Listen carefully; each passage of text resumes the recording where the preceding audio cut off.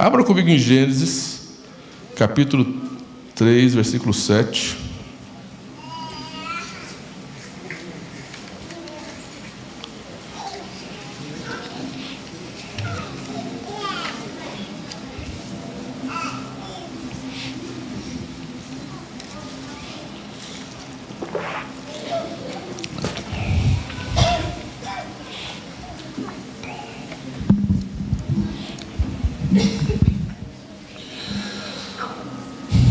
Abriram-se-lhe então os olhos de ambos e perceberam que estavam nus. Cozeram folhas de figueira e fizeram cintas para si. Pai, no nome de Jesus, Deus fala conosco, fala comigo e com cada irmão que está aqui, Senhor. Tu sabes o quanto nós necessitamos que o Senhor ministre no nosso coração, Pai. Tu sabes o quanto nós necessitamos que o Senhor fale conosco. E eu te peço, meu Pai, que cerque este lugar com a Tua presença, com a Tua glória, e manifeste aqui o Teu poder, Pai, no nome de Jesus. Amém. Um dia eu perguntei para o Senhor, aliás, Deus perguntou para mim, o Espírito Santo, eu estava orando, qual foi a época da minha vida que eu fui mais feliz. Era dentro de uma situação, e eu questionei o Senhor sobre algumas coisas, e aí o Espírito Santo falou para mim assim: quando você foi feliz? E eu te pergunto agora, qual foi a época da sua vida que você foi mais feliz? Você parou para pensar?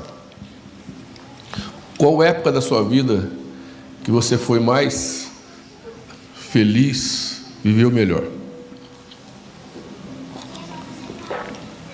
Eu comecei a meditar nisso quando Deus, o Espírito Santo falou comigo, e eu parei para pensar, quando foi a época que eu fui mais feliz na minha vida? Aí eu comecei a lembrar de quando eu era moleque, que andava de short, descalço, ia com a turma da rua nadar no Rio Bosteiro. Eu era lá de Ribeirão Preto, eu morava ali perto da rodoviária, onde é a rodoviária hoje, né? Que é a... como chama?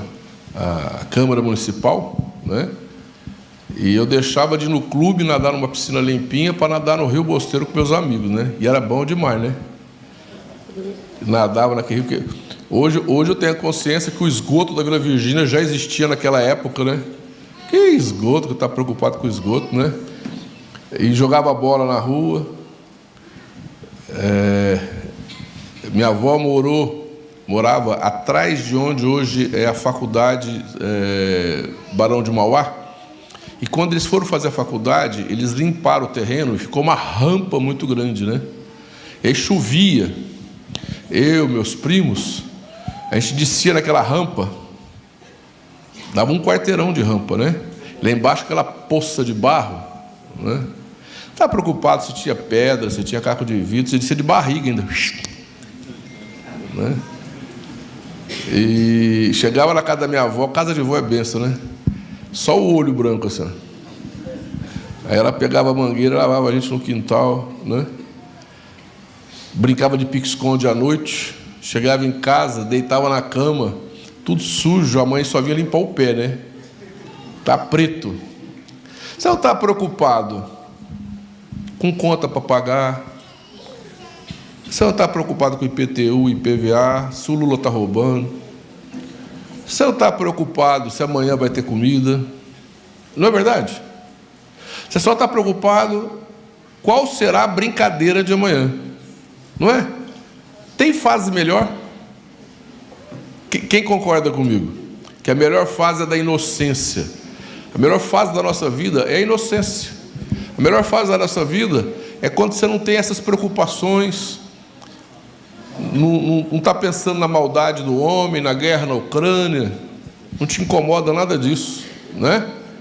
Você brinca, você come, e subir numa mangueira, gente, chupar uma manga em cima da mangueira, não existe coisa mais boa do mundo, né? Eu tinha o meu lugar na minha mangueira, cada um tinha o seu lugar, fazia um biquinho na manga, sem ficar chupando a manga um tempão, né? Não é bom? A melhor época da nossa vida foi a época da inocência. A melhor época da nossa vida foi a época em que nós tínhamos pureza, né? Mas aí o homem desobedece a Deus, e quando ele desobedece a Deus, entra a malícia. Quando o homem desobedece a Deus, a primeira, e não é por acaso que a Bíblia fala que a primeira consequência, a primeira reação, o primeiro sintoma da desobediência é a malícia, né? Eles percebem, ele estava lá peladão, de boa, não estava nem pensando nisso. Você já viu criança aqui, de 2, 3 anos, você tirar a roupa, ela brinca aqui normal, como se tiver calor, ela brinca aqui como se não tinha nada tivesse acontecido, não é? Ela não está pensando que isso é errado, ou que é vexatório, né? Ela até gosta mais, né? E a primeira coisa que acontece com o homem é perceber que ele está nu, porque gerou a malícia. E a malícia gera a maldade. E a maldade gera a negatividade. Então são 3 coisas que passam a entrar na nossa vida: malícia, maldade e negatividade. E essas coisas, elas começam o quê? A atrapalhar a nossa vida. Preste atenção no que eu vou dizer. Não existe ninguém que não sinta coisas erradas. Não existe ninguém que não pense coisas erradas. E não existe ninguém que não deseje coisas erradas. Todos nós pensamos, sentimos e desejamos coisas que não devem. Você me entende? Isso daí entrou na alma humana. Então todos nós desejamos o que não pode, sentimos o que não pode, pensamos o que não pode. E aí a ideia do mundo, os psicólogos do mundo, a ideia do mundo é de que você tem que dar liberdade para o seu eu. Não, solta o seu eu. Libera o seu... Irmãos, o mundo é uma tragédia porque liberaram o eu, o povo liberou o eu. Quando o ego só tem coisa ruim ali, e aí as pessoas liberam, dentro da gente tem um monte de coisa. E aí é onde você vê gente fazendo coisa errada, que a gente fala: meu Deus, como que pode o ser humano fazer isso? Como que pode um homem fazer isso? Como que pode uma pessoa fazer essas coisas? Por quê? Porque liberou o ego, liberou o eu, né? Deu vazão aos seus instintos. Nós temos instintos animais, né? Animalesco, né? Então, se você dá vazão, Deus sabe aonde vai parar. Por isso que a Bíblia fala que o teu eu tem que estar na cruz. Amém?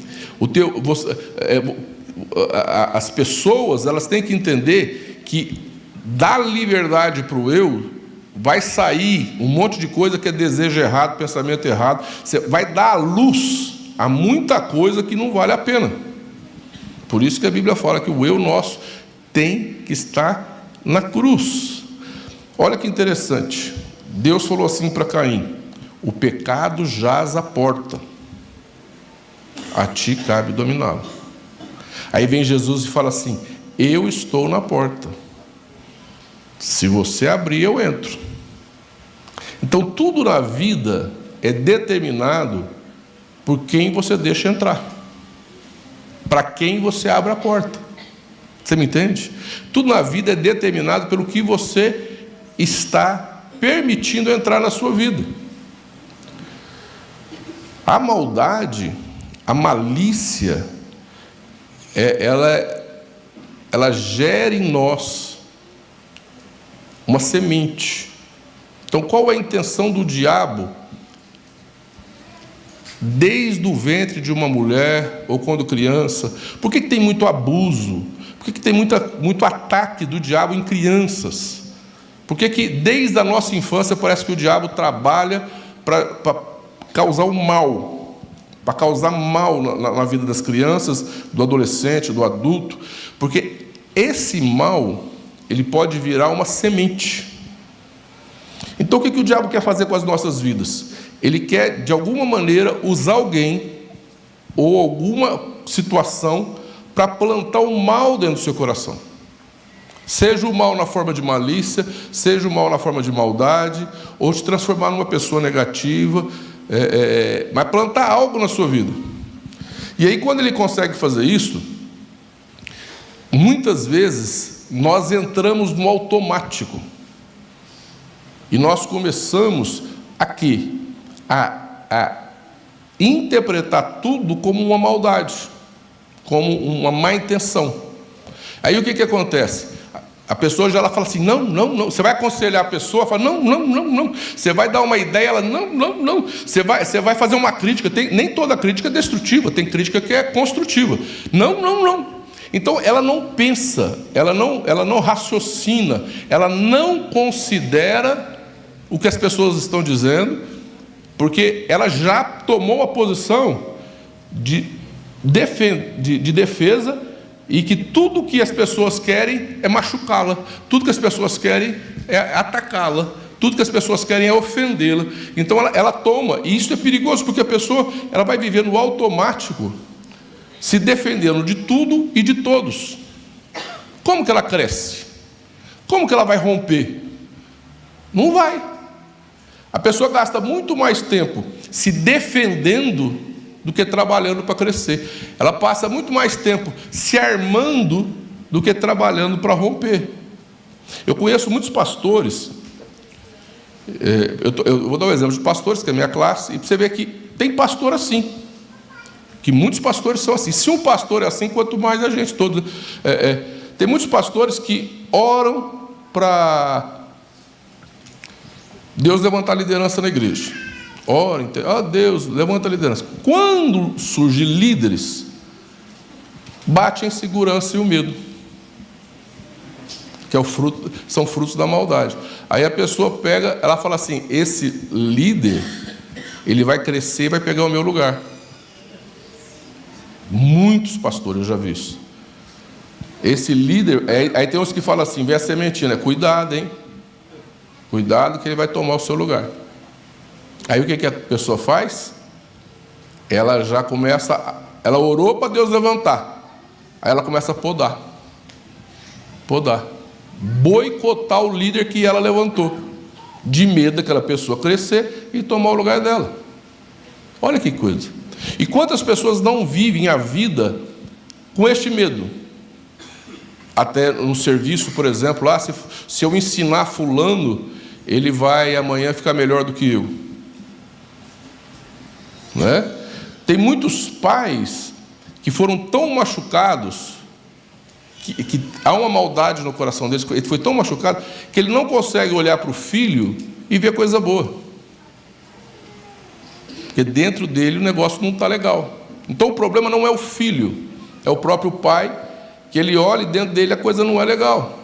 Muitas mães também sofreram isso. E qual é a questão? A questão, queridos, presta atenção, é que o diabo, ele sempre vai tentar plantar uma semente da maldade no seu coração.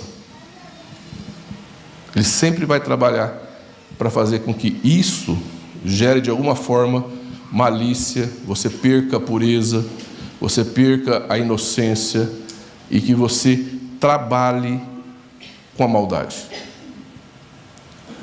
E isso daí vai mexendo com a nossa vida, né? Eu fiz aqui uma lista de sintomas de que tem uma sementinha dentro da gente, que tem que ser colhida, né? Aquelas pessoas que falam assim, ninguém me ama. Teve um rapaz que ligou para mim um dia e falou, pastor, eu não vou mais na igreja. Eu falei, por que você não vai mais na igreja? Ninguém me ama naquela igreja. Eu falei, você é chato, mas nem tanto. Tem quem não gosta de você, mas tem os que gostam, né? Quer dizer, pensa comigo, olha para esse tanto de gente e fala, ninguém me ama. Ridículo. Mas a pessoa sente isso. Ela acha, ninguém me ama. Por quê? Porque foi plantado nela uma semente de que ninguém ama ela. Então ela olha, ela acha que ninguém ama.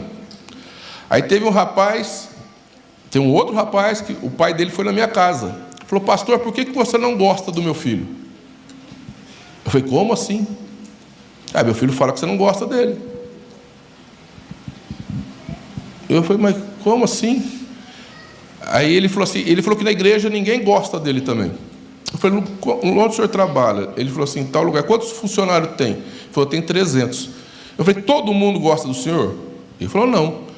Todo mundo não gosta do Senhor? Ele falou, não. Tem quem gosta? Ele falou, tem. Tem quem não gosta? Ele falou, tem. Assim é a vida. Ele começou a chorar, falou, ai pastor, meu filho está com um problema. Quando ele falou isso, o rapaz saiu de trás do portão. Estava escondido atrás do portão. Ninguém gosta de mim. Né?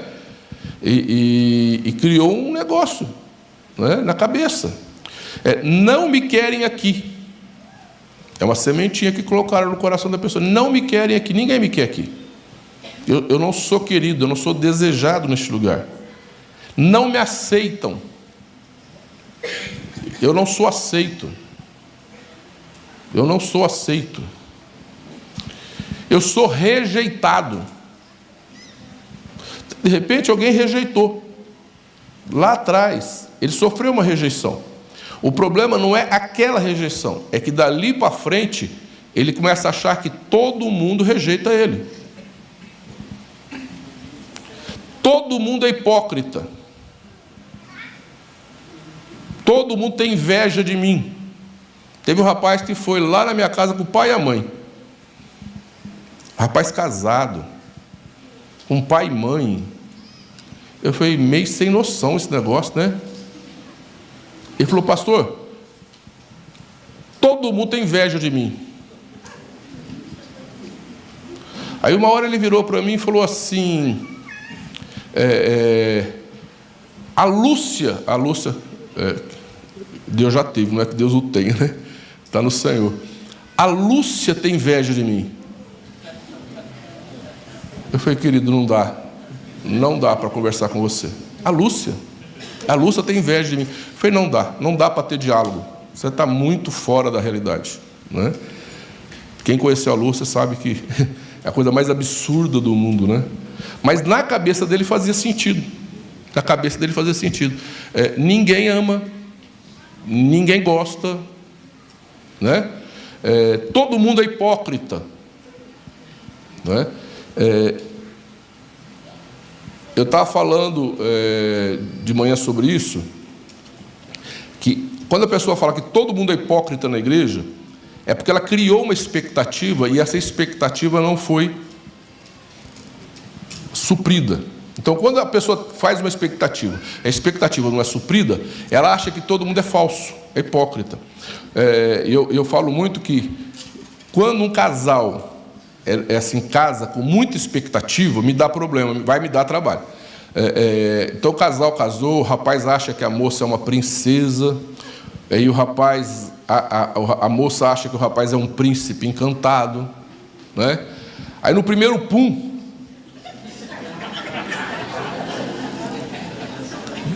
desaba tudo o que ela criou, né? Vira um sapão, né? A hora que o rapaz tira o tênis e o chulé toma conta do ambiente, ele abre a boca e está com um bafo e solta um pum, acabou a lua de mel, acabou o sonho, o príncipe virou um sapo. E aí ele vai falar assim, ó, eu pensei que era uma... Eu estou brincando quanto a isso, mas a pessoa cria, aí ela vê que aquilo ali não é um príncipe, que é um cara comum, cheio de problema, e ela, o que acontece? Frustra. O rapaz também. Por quê? Porque esperou algo. Quando casa, aí tem um casal que sobrou os dois, que eu não vou falar o nome. Aí um falou para mim, falou, o que você acha de eu casar com fulana? Sobrou só nós dois. Eu falei, eu acho que pode dar certo. Pergunta para ela. E aí conversaram lá, sobrou eu, sobrou você, vamos namorar? Vamos. Nunca me deu dor de cabeça. Nunca teve crise, porque já começou sem expectativa. Você está me entendendo? Que a expectativa faz você esperar algo das pessoas que não existe. Então, um dia chegou um rapaz, sentou aqui, acabou o culto, ele falou assim: que igreja maravilhosa. Eu falei: xiii, vai me dar dor de cabeça. E me deu dor de cabeça. Por quê? Porque ele achou que aqui era tudo anjo, cantando, santo, né? A hora que ele começou a conhecer a nossa parte humana da coisa, ele viu que aqui é tudo ser humano comum, se decepcionou, não ficou na igreja, né? Então, por quê? Porque cria aqui dentro. Então, são o quê? Semente de expectativa, né? A pessoa fala assim, você já viu aquele negócio que fala assim, está todo mundo olhando para mim? É uma sementinha. A pessoa acha que está todo mundo reparando nela. Você é bonito, mas nem tanto, né? A pessoa, ou então ela fala assim: eu sou burro, eu sou feio. Sementinha que foi plantada ali. Então ela acha. É engraçado, tem gente que é bonita para danar e se acha feio. E tem gente que é feia que se acha bonito, né? É melhor ser feio e se achar bonito do que o bonito que se acha feio. Pelo menos o cara se acha, né? E você pode ver que o cara que é feio, mas se acha bonito, consegue namorar. Não é? E muitas vezes o bonito que se acha feio é porque não tem coragem de abordar uma moça. Nunca serei bom. Foi plantada uma semente ali, o cara botou na cabeça que ele nunca vai ser bom em nada. Ele nunca vai ser bom em nada. Ninguém me convida para nada. Faz as coisas, ninguém me convida. Teve uma mulher que ela morreu em 1966 e descobriram que ela morreu em 2008. Quando o prédio, fecharam o prédio num país lá do leste europeu e viram que uma porta estava aberta, fechada, eles arrombaram a porta, a mulher estava sentada no sofá, do lado de uma xícara de chá, na frente da televisão, desde 1966. Ela ficou 42 anos ali, mumificou no sofá. Ela se mumificou no sofá e ninguém percebeu, os vizinhos não perceberam, os parentes não perceberam. Ela é invisível, ninguém percebeu que ela tinha morrido, que ela tinha desaparecido. Sabe por quê, gente? Tem gente que é tão fechado, que as pessoas têm medo de chegar perto. Então, muitas vezes, a pessoa não é convidada porque ela não faz amizade, ela não vai numa célula, ela não participa de um evento, ela não participa de nada, ela se fecha. E as pessoas têm até medo de chegar perto, porque a pessoa fica fechada. E aí a pessoa, muitas vezes, precisa de ajuda, precisa de um abraço, ninguém nem tem coragem de chegar perto. Então, muitas vezes, o problema é nosso, não é das pessoas. Que a gente entra num mundo nosso e as pessoas têm até medo de chegar perto, não é? Por isso que a gente incentiva demais as pessoas a participarem, interagir, para a pessoa não ficar isolada, não é? Querem me enganar. Tem gente que tem essa neurose. Qualquer coisa estão querendo me enganar. Estão me jogando para escanteio. Qualquer coisa, a pessoa, porque um dia alguém fez isso, ela vai achar que a vida inteira estão me jogando para escanteio, estão me colocando de lado, né? Estão me passando a perna. A pessoa, na cabeça dela, tudo que alguém vai fazer é para passar a perna dela, né? Ela já fica na defensiva, né? É tudo ladrão.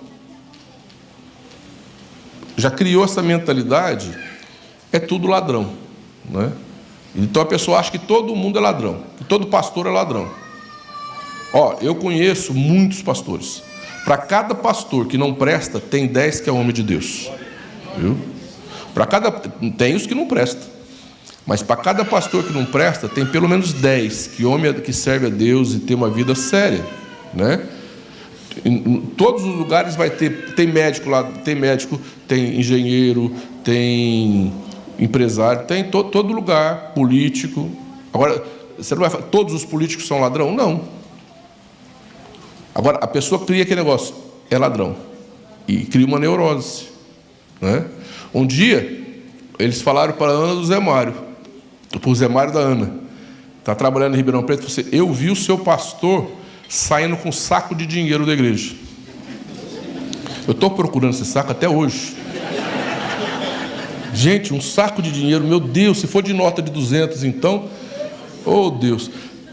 Agora, eu te pergunto, tinha um cifrão no saco, escrito assim, dinheiro? Tinha notinha voando, que nem desenho? Como que ele entendeu que era um saco de dinheiro? Ele deve ter me visto saindo com um saco da igreja, provavelmente de roupa velha que estava doando para alguém, né? Você acha? Para um saco de dinheiro ia precisar dos 3 para levar, né? Que é pesado, né? Mas quando a pessoa tem a maldade no coração, ele olhou um saco, é pastor, é dinheiro. Essas ligações que nós fazemos são ligações maldosas, né? Se é pastor, se é um saco, é dinheiro. Vocês entendem?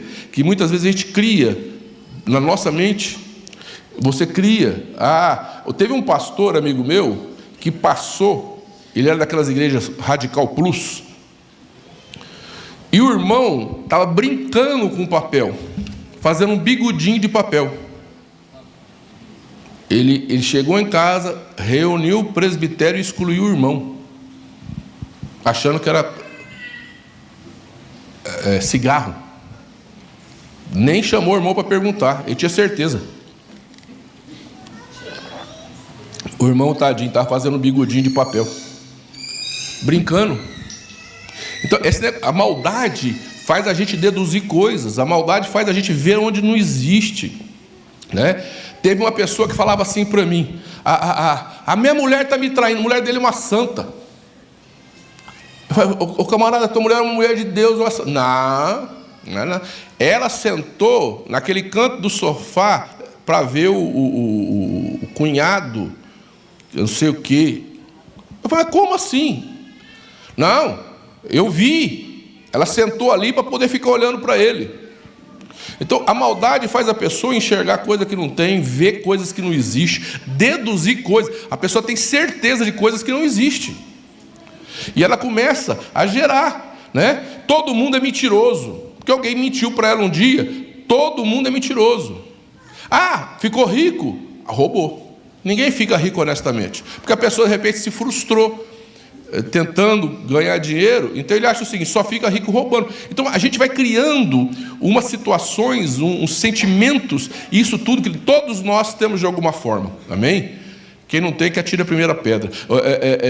Todos nós temos sentimentos que são sementes que foram plantadas no nosso coração, sentimentos que foram inseridos. O diabo, ele vai trabalhando na nossa vida e vai usando situações, pessoas, desde do ventre materno, da nossa infância, para ir plantando sementes. E o que acontece? Essas maldades na nossa vida geram neurose.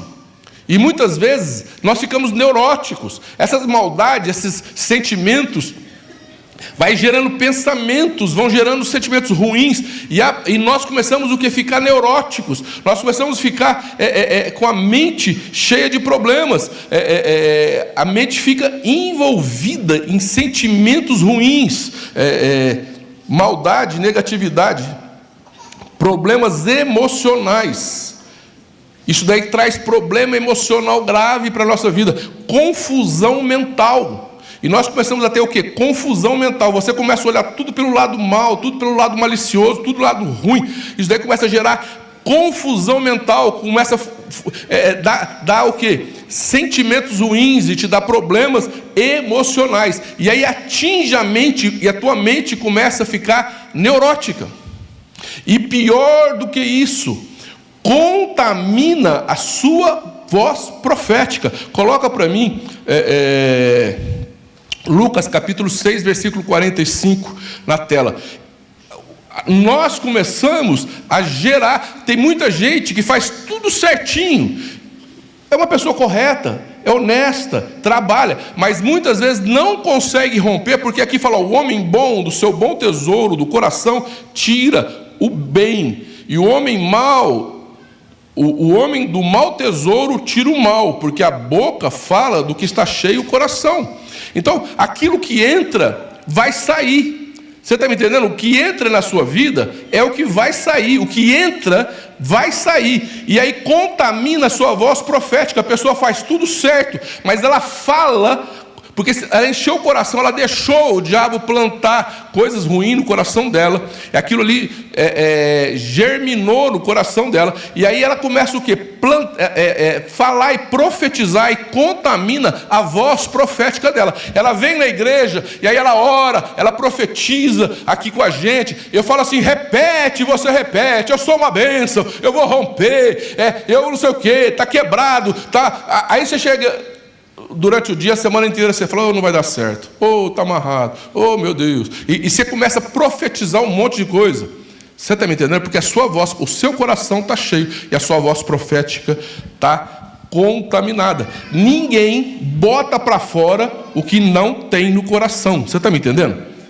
Por isso que o diabo, ele vai trabalhar constantemente para plantar essas coisas no seu coração. Agora, abra comigo em 1 Tessalonicenses 5,18.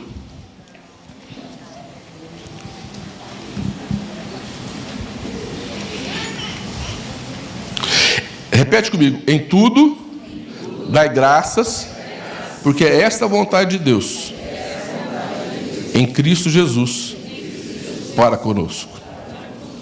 Eu sempre que eu leio esse versículo, eu lembro da Corrie ten Boom. Não tem jeito, isso daí me marcou. Eu li esse livro já há quase 40 anos.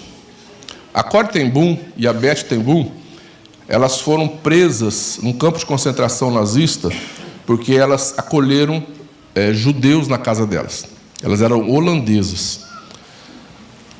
E aí teve uma praga de piolho no alojamento delas. E a Betty era mulher de Deus, mais espiritual, e a Cora era mais natural. E a Cora murmurava muito e reclamava muito dos miolhos. Falou que a praga, você imagina, campo nazista ainda com piolho, né? Não podia ser 1, 2, né? E ela murmurava muito.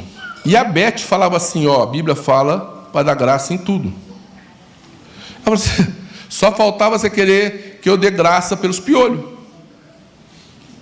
Ela falou: não, mas a Bíblia manda dar graça, dá graça. Eu não vou dar graça por causa de piolho. É absurdo, é ridículo. Eu vou ficar dando graça por causa de piolho? A Bíblia fala para dar graça por causa de piolho. Quando ela sai daquele campo de concentração, ela ficou sabendo que o único alojamento em que os nazistas não estupraram as mulheres foi aquele, por causa dos piolhos, por causa da praga de piolho. Você prefere piolho ou estupro? Piolho? Louvado seja Deus pelos piolhos. Você está entendendo que tem coisas que você não vai entender, mas que a Bíblia fala que é para você dar graças, porque Ele sabe o que é melhor para a tua vida? E que você não vai entender, mas Deus sabe. Agora, presta atenção no que eu vou dizer. Presta muito atenção no que eu vou dizer. Mais do que isto, dar graças é a maneira em que você não permite que o diabo plante uma semente no seu coração. Pega isso. Mais do que aquilo ali na sua vida, é a maneira em que o diabo, de que você não permite que o diabo plante uma semente na sua vida. Isso aí é muito importante. Por quê? Preste atenção.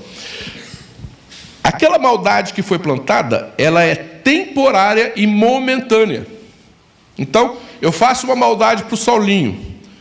É uma maldade temporária e momentânea. Quem aqui já sofreu algum tipo de maldade, algum tipo de...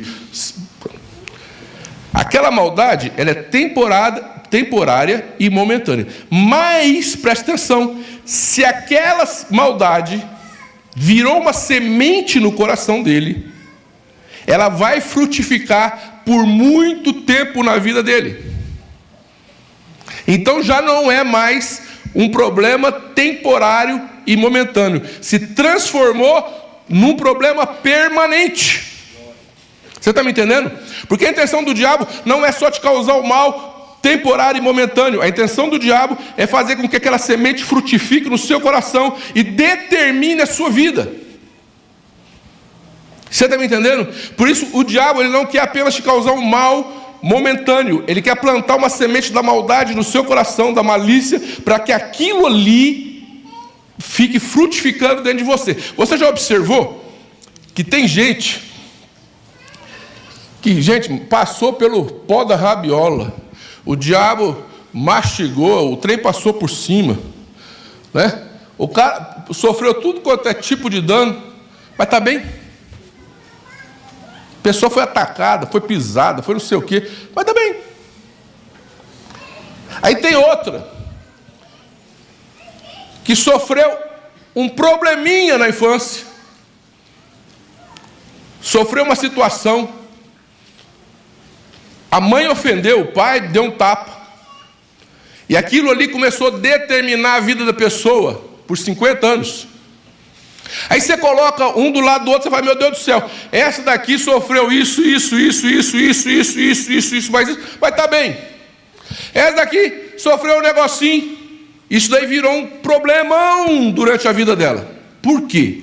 Porque aquela pessoa, apesar de ter sofrido muito, aquilo ali não virou semente no coração dela. De alguma maneira ela foi grata, de alguma maneira ela agradeceu a Deus, de alguma maneira ela entregou para Deus, mesmo muitas vezes nem sequer sendo convertido.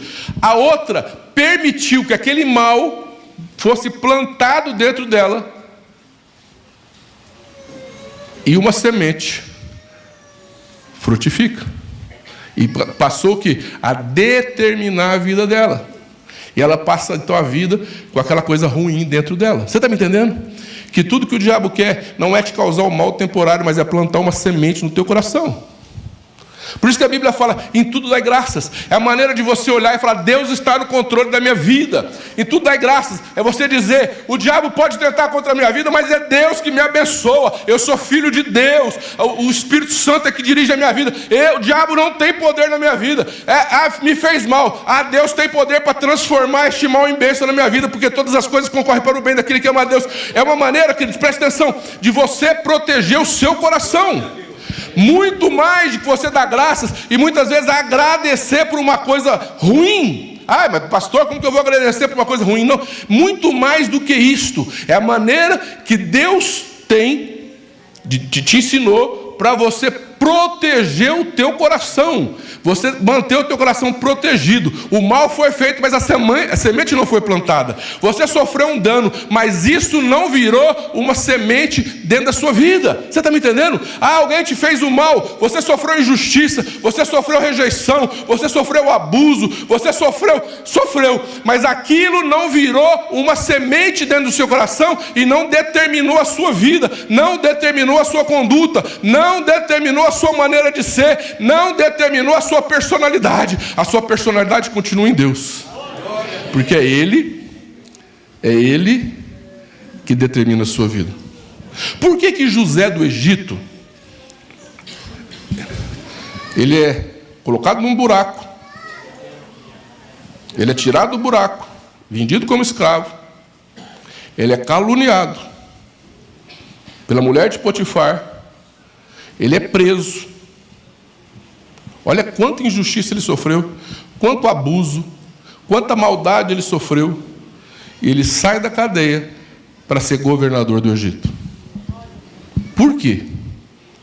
Porque nenhuma dessas sementes frutificou no coração dele. Ele continuou sendo. A Bíblia fala que ele foi próspero até na prisão. Quer dizer, até dentro da cadeia ele era abençoado. Este é o propósito de Deus para a sua vida. Não interessa onde você viva, como você viva, que jeito que você viva, você é abençoado. Vai vir um pastor aqui dia 25, o João Campira, o apelido dele é Dinho. Ele vai ficar aqui conosco do dia 25 ao dia 7. O Dinho, quando eu fui na África, ele e a mulher dele tinha só um menininho de, eu acho que 1 ano, 2 anos. Ele morava debaixo do porão de uma mulher. Ele foi para a beira para estudar. E eu fui visitar a casa dele. Então, tinha uma cozinha, que era debaixo da escada, né? Era um porão assim, debaixo da escada. E tinha não sei o que é aquilo, um cômodo, um negócio lá, que, gente, vestia a cama. Ele só tinha a porta para entrar em cima da cama. Ele montou, não tinha espaço nenhum, era a cama. Então, agora lá é um calor, irmãos. Beira é um calor que ventilador não resolve. Vocês não conhecem aquilo. Você imagina ele morar num negócio daquele que não tinha espaço nem para... Você imagina? E não tinha banheiro. Eu falei, Odinho, cadê o banheiro? Ele falou, a gente usa o banheiro da dona da casa. Você imagina você ter que subir e usar o banheiro da dona da casa. Eu falei, quando você chega de noite da escola, que ela já fechou a porta? Ele falou, eu tenho que ir no mato. Esse rapaz, hoje, é advogado, tem um carraço, tem casa própria e bonita, e vem no Brasil com os próprios recursos. Sabe por quê, queridos? Quando você é abençoado, não depende de onde você mora, quem você é e o que você fez. Você é abençoado e Deus vai te dar vitória. Num país de miseráveis, hoje ele é próspero. Porque ele creu no Deus que ele serve. Ele não permitiu que a maldade daquele lugar entrasse no coração dele. Tudo que Deus tem para a sua vida é bênção. E tudo que o diabo quer é plantar uma sementinha que frutifique no seu coração. Vamos ficar em pé, queridos.